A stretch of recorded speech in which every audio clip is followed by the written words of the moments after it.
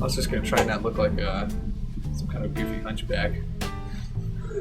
Like that. Hi, my name is Ryan Benton, and I play Tim on Something to Be Desired. You're going to a wedding with a porn star. She's not a porn star. She's just a girl who bought me $400 in jeans. Tim is an employee at Affogato. Well, how do you make a cappuccino? Because every time I try, I either burn the milk, or I have no foam, or I just have bubbles everywhere. He enjoys giving unwanted advice whenever he gets a chance. You know, my mom tried to quit smoking several times actually, and every time she tried to do it, it would just get uglier and uglier. My dad finally looked at her and said, "I'd rather watch you die a slow, pitiful, cancer-riddled death than have to put up with your SHIT anymore." I think Tim really gets a kick out of Deirdre. I think that he enjoys working with her. I don't think he ever gets angry or upset at her, even if she's being very, very nasty or venomous. So you guys need anything? A gun. Tim probably hasn't ever met a Deirdre before he met Deirdre, and I think that Tim just is looking for more friends, and Deirdre, whether she wants to be one or not, is his next target. So Go introduce yourself. Okay. Hi, I'm Tim. Are you Lonely Girl 69? I know. There's 68 other ones out there. It's a sad, sad world. I think he's probably led a pretty sheltered life. He probably went to school.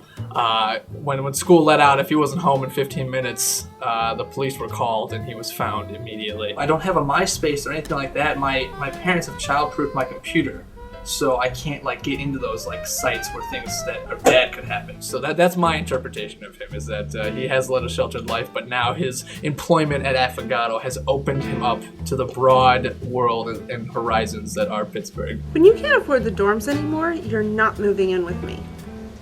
You know, I have a spare room. In your parents' house.